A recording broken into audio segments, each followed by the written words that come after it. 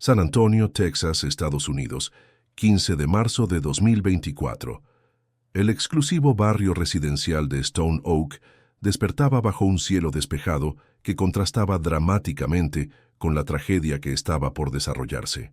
En esta zona, donde los jardines perfectamente podados ocultaban secretos familiares, la detective Isabel Torres recibió una llamada que cambiaría múltiples vidas para siempre. A las 8:47 de la mañana, los servicios de emergencia fueron notificados sobre el hallazgo de un cuerpo en el apartamento 3B del complejo residencial Sunset Gardens. Paloma Ramírez, de 35 años, había sido encontrada sin vida por su conocido Miguel Santos, quien vivía en el mismo edificio. La mujer, reconocida en la comunidad por su trabajo como coordinadora de eventos corporativos, yacía en el suelo de la sala de estar del apartamento de Miguel. El primer oficial en llegar, Sergeant David Kim, encontró una escena que inmediatamente levantó múltiples interrogantes. Miguel Santos, de 32 años, un ingeniero de software aparentemente en estado de shock, había llamado al 911 reportando haber encontrado a Paloma cuando llegó del trabajo la noche anterior. Sus manos temblaban mientras explicaba que había salido temprano esa mañana para comprar café y al regresar decidió verificar si Paloma estaba bien, ya que había notado comportamientos extraños en ella durante los últimos días. Tengo una buena noticia para ti que sigues casos de crímenes reales. Suscribirte a este canal y reaccionar con un me gusta hará que YouTube te recomiende videos cada vez más acertados para ti. Hazlo ahora y mira este video hasta el final. La detective Torres, especialista en análisis forense digital con 15 años de experiencia, llegó al lugar 30 minutos después. Su primera impresión fue la de una escena cuidadosamente organizada. No había signos evidentes de lucha, pero la posición del cuerpo y ciertos detalles del apartamento sugerían que algo no encajaba en la narrativa inicial. Miguel explicó entre lágrimas que Paloma había estado visitando su apartamento con frecuencia en las últimas semanas. Admitió con visible vergüenza que mantenían una relación sentimental secreta. Paloma estaba casada con Federico Ramírez, un exitoso consultor financiero de 39 años, pero según Miguel, el matrimonio atravesaba serias dificultades. Ella había mencionado planes de divorcio y había comenzado a pasar las noches en el apartamento de Miguel con creciente frecuencia. El análisis preliminar del forense, Dr. Anderson, indicó que Paloma había fallecido aproximadamente entre las 10:00 y 11:00 de la noche anterior. No había signos visibles de violencia extrema, pero las marcas en el cuello sugerían asfixia. La ausencia de heridas defensivas planteaba preguntas sobre las circunstancias exactas de su muerte. Durante la inspección del apartamento, la detective Torres notó detalles que llamaron su atención. El bolso de Paloma estaba cuidadosamente colocado sobre la mesa del comedor, con todos sus contenidos organizados. Su teléfono móvil se encontraba encendido, mostrando varios mensajes sin leer de su esposo Federico, quien aparentemente había estado tratando de contactarla durante la noche. Lo que inicialmente parecía un caso de violencia doméstica en 1900, el contexto de una aventura extramatrimonial, comenzó a tomar matices más complejos cuando Federico Ramírez llegó al lugar. Su reacción al enterarse de la muerte de su esposa y del lugar donde fue encontrada mostró una mezcla de dolor genuino y shock aparente por el descubrimiento de la infidelidad. Federico, vestido impecablemente a pesar de haber sido despertado con la noticia, explicó que había pasado la noche anterior en su oficina trabajando en un proyecto importante para un cliente internacional. Proporcionó de inmediato los datos de contacto de varios colegas que podían confirmar su presencia en el edificio hasta altas horas. Su coartada parecía sólida, pero la detective Torres había aprendido a no tomar nada al pie de la letra en los primeros momentos de una investigación. Mientras el equipo forense procesaba la escena, Torres comenzó a notar inconsistencias sutiles en las declaraciones de ambos hombres. Miguel insistía en que Paloma había llegado al apartamento por su cuenta la noche anterior, pero no podía explicar por qué no había escuchado ruidos o señales de problemas durante la noche. Federico, por su parte, parecía sorprendentemente informado sobre los horarios y rutinas de su esposa para alguien que supuestamente no sabía de su aventura. La primera jornada de investigación concluyó con más preguntas que respuestas, pero Torres tenía la certeza de que esta historia tenía capas ocultas que apenas comenzaba a descubrir. En los días siguientes, la detective Torres profundizó en la vida de Paloma Ramírez. Sus amigas y colegas describían a una mujer en transición, alguien que había comenzado a cuestionar aspectos fundamentales de su vida matrimonial. Carolina Méndez, su mejor amiga y compañera de trabajo, reveló que Paloma había mencionado sentirse vigilada por Federico en los últimos meses. El análisis del teléfono de Paloma reveló comunicaciones regulares con Miguel durante las últimas 6 semanas. Los mensajes mostraban el development de una relación que había evolucionado de amistad a romance, pero también revelaban las preocupaciones crecientes de Paloma sobre las reacciones potenciales de su esposo si descubría la aventura. Un hallazgo intrigante emergió cuando Torres examinó los registros financieros de la pareja Ramírez. Federico había contratado los servicios de un investigador privado 2 meses antes de la muerte de Paloma.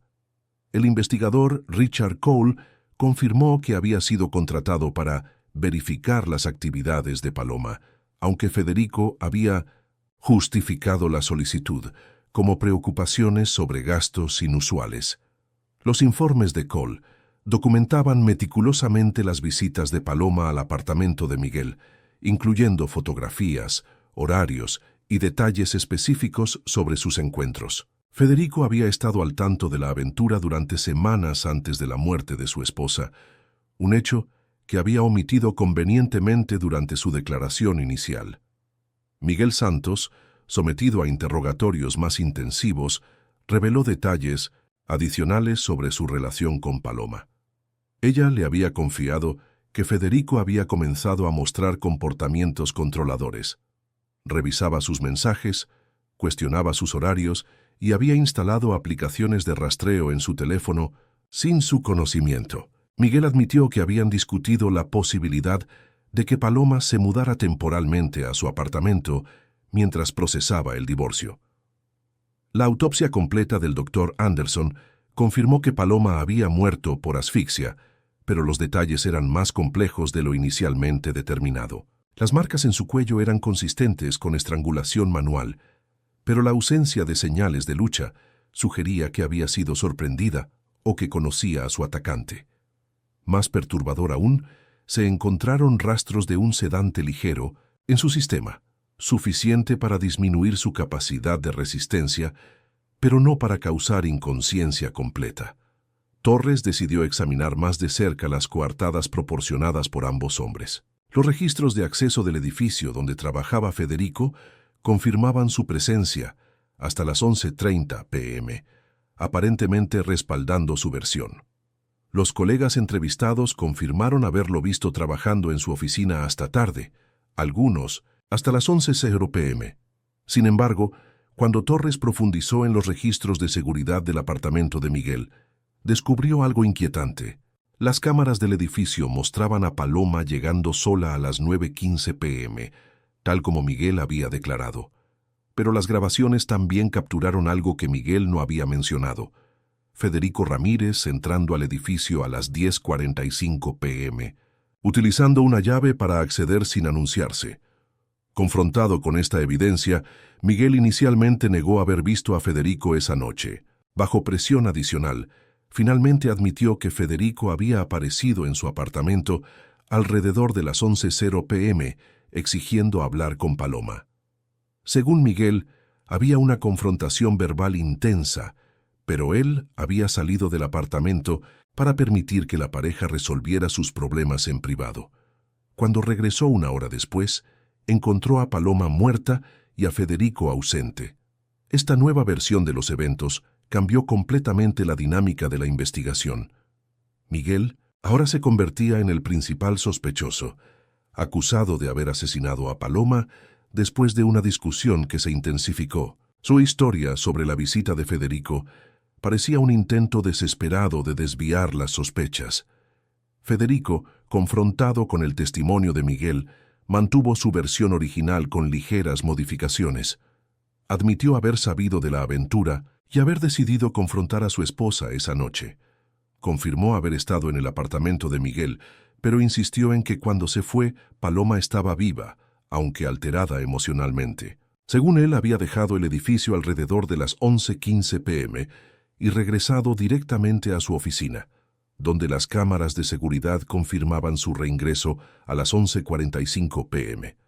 La investigación parecía apuntar claramente hacia Miguel como el síntesis asesino. Los motivos eran evidentes. Una confrontación entre el esposo traicionado y el amante había resultado en violencia, y Miguel había matado a Paloma en un momento de pánico o ira. El caso parecía estar resolviéndose de manera convencional. Sin embargo, la detective Torres sentía que algo no encajaba completamente. Su experiencia le había enseñado a confiar en sus instintos cuando los detalles parecían demasiado convenientes. Decidió profundizar en el análisis de las evidencias digitales, un área donde su especialización podría revelar verdades ocultas. El análisis forense digital del caso comenzó a revelar inconsistencias que Torres había sospechado. Utilizando software especializado, su equipo técnico examinó meticulosamente los metadatos de los dispositivos de ambos sospechosos, buscando patrones que pudieran contradecir las versiones proporcionadas. El primer descubrimiento significativo provino del análisis del teléfono de Federico. Aunque había proporcionado registros de llamadas y mensajes que respaldaban su versión, los datos de geolocalización contaban una historia diferente. El GPS de su dispositivo móvil mostraba movimientos que no coincidían completamente con su coartada declarada. Según los registros, el teléfono de Federico había estado en su oficina hasta las 10:30 p.m., no hasta las 11:30 p.m. como él había declarado. Más intrigante aún, los datos mostraban que el dispositivo había estado en movimiento entre las 10:30 y 11:45 p.m., comparadas en ubicaciones que incluían el apartamento de Miguel y posteriormente una ruta que no llevaba directamente de vuelta a su oficina. Torres decidió cruzar esta información con otros datos disponibles. El vehículo de Federico, un BMW equipado con sistema de navegación integrado, había registrado automáticamente su uso esa noche. Sin embargo, cuando el equipo técnico accedió a estos registros, encontraron algo extraordinario. Los datos del GPS del automóvil no coincidían con los del teléfono móvil. El GPS del vehículo mostraba un patrón de movimiento completamente diferente. Según estos registros, el automóvil había permanecido en el estacionamiento de la oficina de Federico toda la noche, sin moverse hasta la mañana siguiente.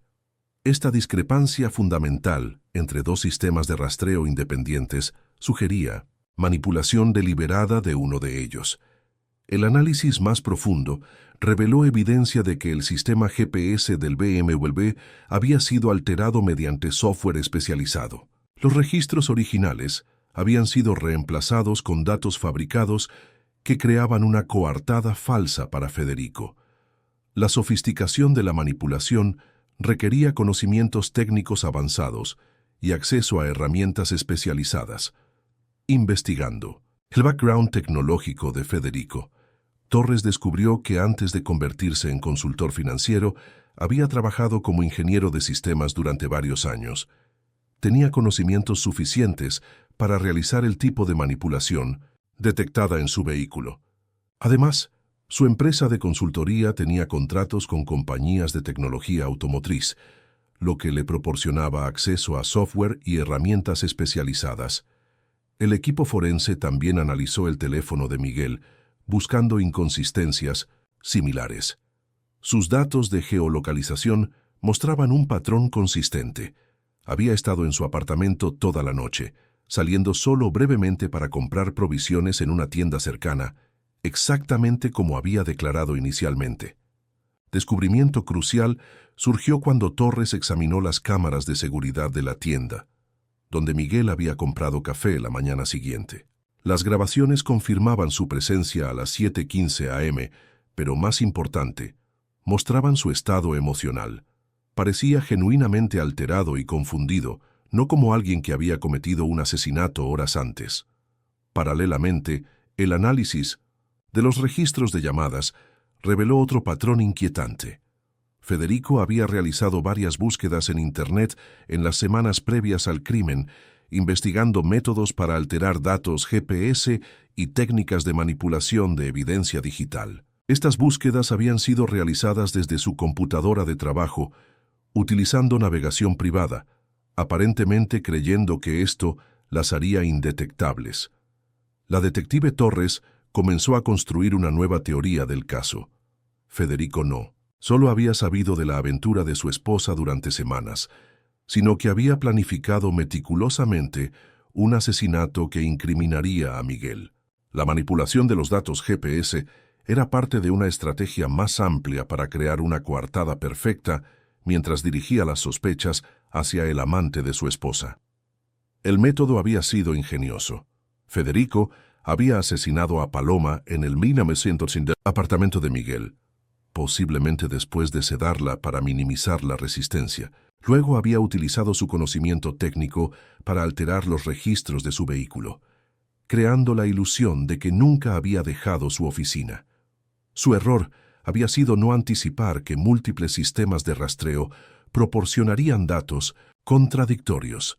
Mientras Torres preparaba esta nueva línea de investigación, un descubrimiento adicional vino de una fuente inesperada.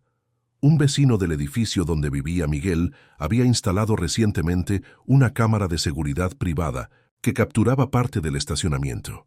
Las grabaciones mostraban el BMW de Federico llegando y saliendo del edificio en horarios que contradecían completamente su versión de los eventos. La investigación profunda de los registros digitales había desmantelado completamente la coartada de Federico.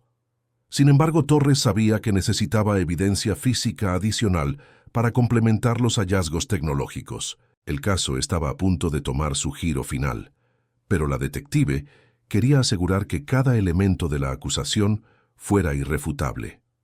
Con las evidencias digitales acumuladas, Torres obtuvo órdenes de allanamiento para registrar exhaustivamente la oficina y el hogar de Federico Ramírez. Lo que el equipo forense descubrió confirmó las sospechas más oscuras sobre la planificación del crimen. En su oficina, oculto en un compartimento secreto detrás de archivadores, Torres encontró documentos que revelaban el alcance de la investigación que Federico había realizado sobre su esposa. Además de los informes del investigador privado, había mantenido un diario detallado de las actividades de Paloma, incluyendo fotografías tomadas personalmente y análisis de sus patrones de comportamiento. Más perturbador aún fue el descubrimiento de un cuaderno donde Federico había esbozado diferentes escenarios para resolver la situación. Los planes variaban desde confrontaciones directas hasta opciones más extremas, todas escritas en un lenguaje codificado pero suficientemente claro para revelar sus intenciones. La página final contenía un esquema detallado del plan que finalmente había ejecutado. En el registro de su residencia, el equipo encontró evidencia física que conectaba directamente a Federico con el asesinato. En el garaje, rastros microscópicos de sedante coincidían con la sustancia encontrada en el cuerpo de Paloma. Los análisis posteriores confirmaron que Federico había adquirido el sedante a través de contactos en el sector farmacéutico, utilizando su red profesional para obtener sustancias controladas. El descubrimiento más concluyente vino del análisis de la ropa de Federico. A pesar de sus intentos de limpiarla, el equipo forense detectó fibras microscópicas que coincidían con la vestimenta que Paloma llevaba la noche de su muerte. Las fibras habían sido transferidas durante el proceso de estrangulación, proporcionando evidencia física directa de contacto íntimo durante el momento del crimen. Torres también descubrió que Federico había practicado la manipulación del GPS de su vehículo durante semanas antes del asesinato. Los registros de su computadora mostraban múltiples pruebas del software, perfeccionando la técnica hasta lograr alteraciones convincentes. Había incluso creado versiones de respaldo de datos falsos, anticipando la posibilidad de que los investigadores profundizaran en los registros electrónicos. Un elemento particularmente calculador fue el descubrimiento de que Federico había estudiado los horarios y rutinas de Miguel durante meses. Sabía exactamente cuándo estaría solo en su apartamento y había planificado el crimen para coincidir con momentos de vulnerabilidad máxima. Su conocimiento detallado de la vida de Miguel había sido instrumental en la ejecución del plan. El equipo técnico también reveló que Federico había instalado software de vigilancia en el teléfono de Paloma, monitoreando no solo su ubicación, sino también sus comunicaciones. Había estado leyendo sus mensajes con Miguel en tiempo real, lo que le permitió planificar sus acciones con precisión quirúrgica. Mientras se acumulaban las evidencias, Federico mantuvo su inocencia, pero su compostura comenzó a resquebrajarse. Durante los interrogatorios finales, cuando fue confrontado con la evidencia digital y forense, su estrategia cambió de negación a justificación. Argumentó que Paloma lo había traicionado no solo emocionalmente, sino también financieramente, ya que había estado transfiriendo dinero conjunto para financiar su nueva vida con Miguel. La investigación reveló que esta afirmación era parcialmente cierta. Paloma había comenzado a separar sus finanzas preparándose para el divorcio. Sin embargo, las cantidades eran modestas y totalmente legales, no la traición financiera masiva que Federico describía. Su narrativa de víctima se desmoronaba ante los hechos. Torres también descubrió que Federico había comenzado los preparativos para incriminar a Miguel inmediatamente después de confirmar la aventura. Había copiado llaves del apartamento de Miguel durante una visita previa, facilitando su acceso la noche del crimen. La planificación había sido meticulosa, pero no había anticipado que la tecnología moderna dejaría rastros imposibles de eliminar completamente. Con evidencia abrumadora en su contra, incluidos registros digitales manipulados, evidencia física y un móvil claro, Federico Ramírez fue arrestado y acusado del asesinato de su esposa. Miguel Santos, después de días como el principal sospechoso, fue liberado de todos los cargos. El juicio de Federico Ramírez se convirtió en un caso emblemático sobre cómo la tecnología moderna puede tanto facilitar crímenes sofisticados como proporcionar las herramientas para resolverlos. La fiscal Sandra Williams presentó un caso meticulosamente construido, utilizando las evidencias digitales para reconstruir cada momento del plan de Federico. Los testimonios de expertos en tecnología forense explicaron al jurado cómo Federico había manipulado los datos GPS de su vehículo, creando una coartada falsa que inicialmente parecía irrefutable. La complejidad técnica del engaño impresionó incluso a los investigadores experimentados, demostrando el nivel de premeditación del crimen. El testimonio más impactante vino del propio Miguel Santos, quien describió el trauma psicológico de ser acusado del asesinato de una mujer que había amado. Sus palabras resonaron en la sala del tribunal mientras explicaba cómo la manipulación de Federico había destruido no solo la vida de Paloma, sino también su propia reputación y estabilidad emocional. La defensa de Federico intentó argumentar que había actuado en un momento de pasión incontrolable, pero la evidencia de planificación meticulosa durante semanas contradecía completamente esta narrativa. Los cuadernos con planes detallados, la manipulación tecnológica sofisticada y la adquisición previa de sedantes demostraban premeditación clara e inequívoca.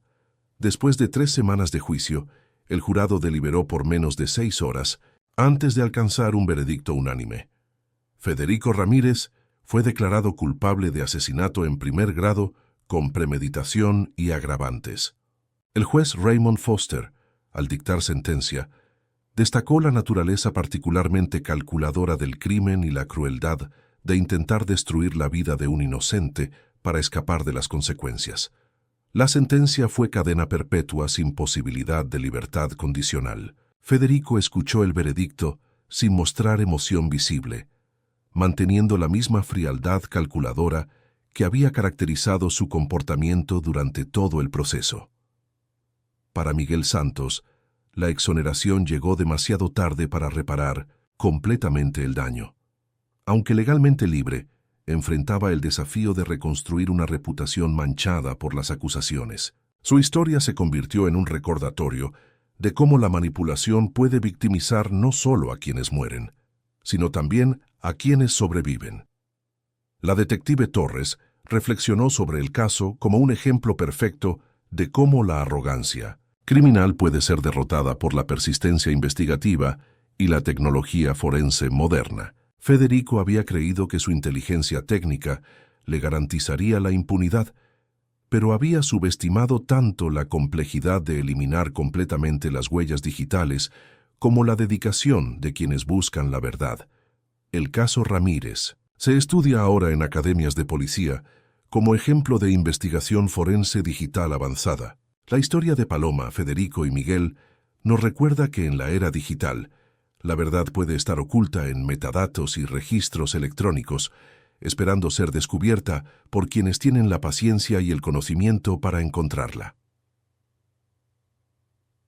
La justicia para Paloma llegó a través de los mismos medios tecnológicos que su esposo había intentado usar para escapar de las consecuencias. En última instancia, la tecnología que creía dominar se convirtió en el instrumento de su condena, demostrando que no existe crimen perfecto cuando se busca la verdad con determinación y las herramientas adecuadas.